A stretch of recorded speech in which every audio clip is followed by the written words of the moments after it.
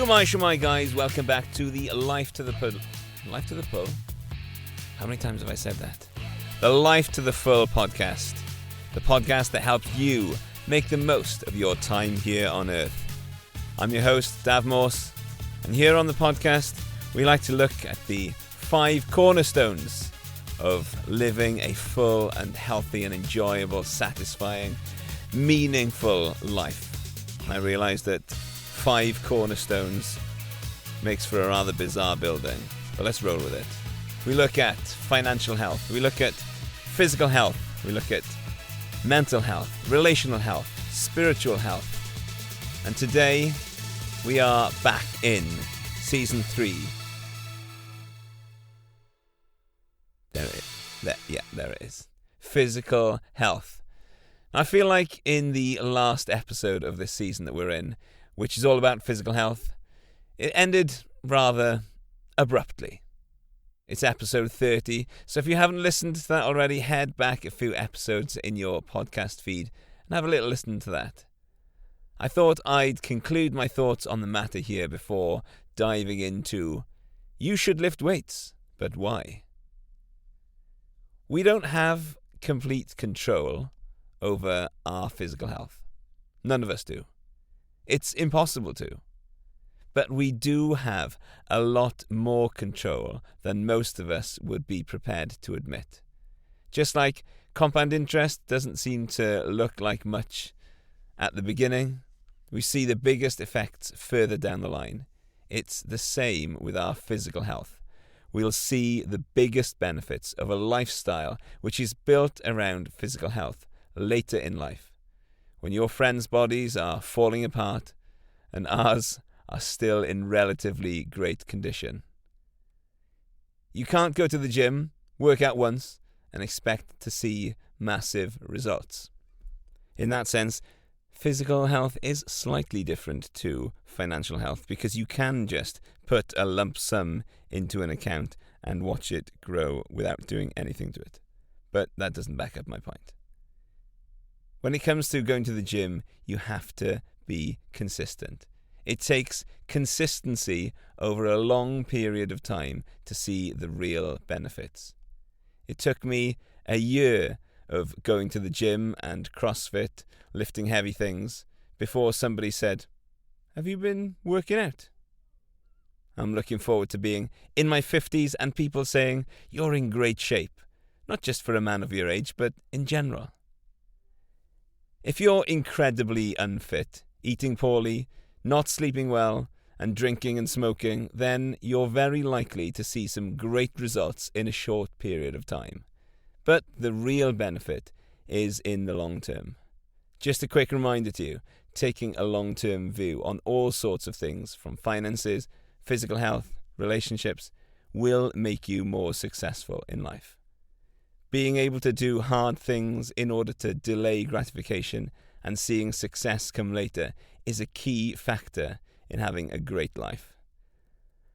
I want to dive into today's topic, which is you should lift weights, but why?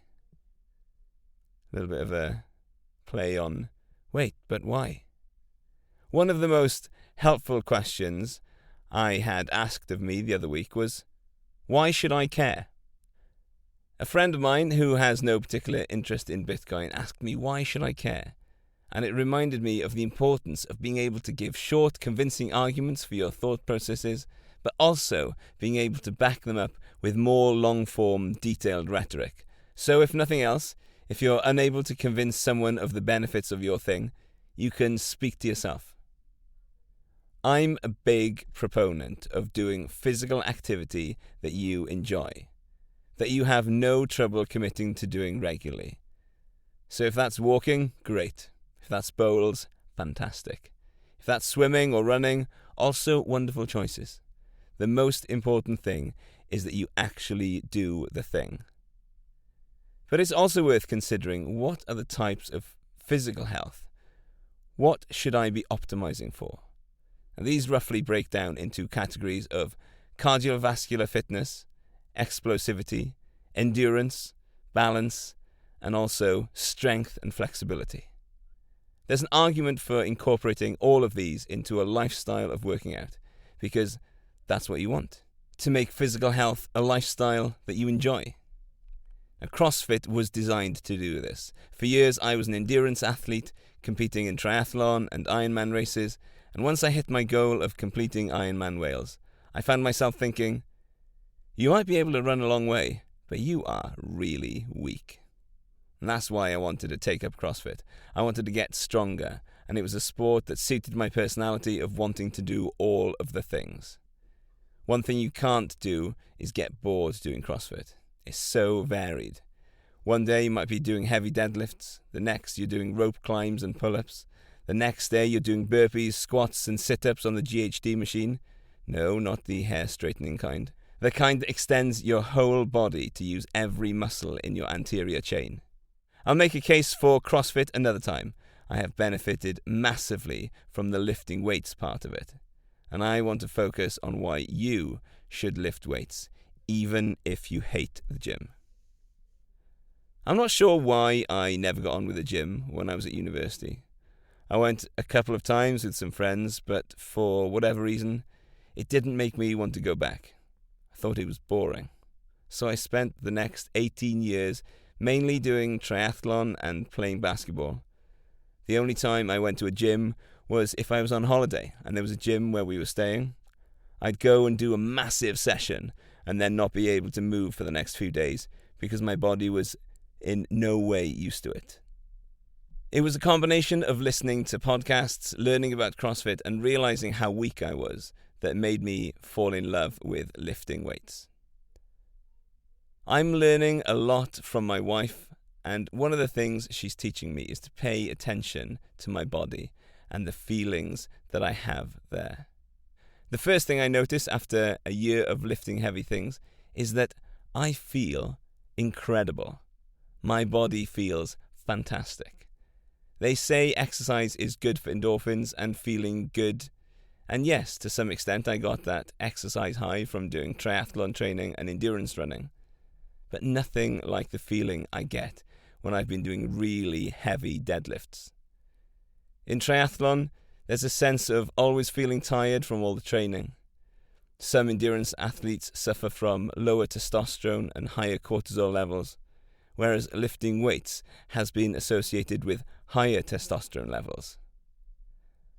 I haven't had my testosterone levels measured either before when I was in endurance training, nor since I've started lifting weights, but anecdotally, I feel like there's a massive difference. I feel much more manly, you know? And even if you're a woman, you don't have to feel manly. It just feels great. You feel attractive, you feel strong, and whether you're a man or a woman, that's a great feeling. I've never been particularly short of confidence.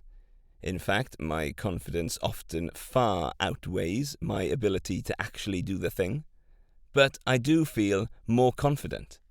I walk taller with broader shoulders. My body's changed. I'm not a skinny Ironman triathlete anymore. I look back at some photos of me around the time of Ironman Wales in 2019 and thought to myself, man, your face is thin. And now my body has changed shape. I'm more muscular. I look healthier. And even as I'm entering my 40s, I'm building muscle and getting stronger. I feel more energized as a result of lifting weights. It's not just me. Research shows that gaining physical strength can lead to higher self-esteem, which leads to higher confidence. Higher confidence in one area of your life can lead to higher confidence in other areas of your life, which starts a virtuous circle. You create a positive feedback loop, which reinforces your self-belief that you are someone who can do hard things. You can face hard situations and you can overcome. If you want to improve your confidence, then start lifting heavy things. For some, the most convenient thing is to join a gym where the equipment is consistent, you can track your progress over time, and it's easy to tell that you're improving. For others, it might be bench pressing or bicep curling or squatting your baby. I did this and it was so much fun, and the kids loved it. It's hilarious trying to lie on the floor, have your kids lie across your chest, and then you lift them whilst they wriggle around laughing. For others, it might be walking in the woods and picking up logs or rocks. Whatever it is, just start lifting something heavy. Research also shows that lifting weights increases your metabolism. Now, that is your body's ability to burn calories. Your resting metabolic rate, RMR, is increased by weight training. What is that, and why is it a good thing? Well, your resting metabolic rate is the amount of calories that you burn just from doing nothing. So your brain takes a whole load of calories, the rest of your body doing its functions take a load of calories. So if you just sit in bed all day, what are the calorific needs that you have? If you're so poor that you need calories to last as long as possible because you can't afford to eat, then that's probably not a good thing. A low resting metabolic rate would be better in that case, so that you're not burning through the energy from your food too quickly. But for most people listening to this podcast, that's not the case. Most people would love to be able to burn more of the calories they consume so they aren't getting stored as fat in their body. Your muscles need more energy to do their thing than fat does. It makes sense then that the more lean muscle mass you have, the higher your resting metabolic rate is likely to be. So then it follows that lifting weights is fantastic for burning more fuel quickly. If you want to be able to burn off the energy from the food you eat quicker, then lifting weights to increase your resting metabolic rate is definitely something to consider. This increasing of metabolism by lifting weights can counteract the slowing of metabolism that happens as we get older. It's generally accepted that a 60-year-old will have a lower resting metabolic rate than a 20-year-old. But if lifting weights can help us as we get older, that leads me nicely on to the next reason you should lift weights. Weightlifting for longevity. Lifting weights helps you live longer. As part of living life to the full, I am keen on making the most of my time here on Earth. The longer I'm here, the more good I can do, and the healthier I am, the better the good I can do, whilst also preparing for life after death.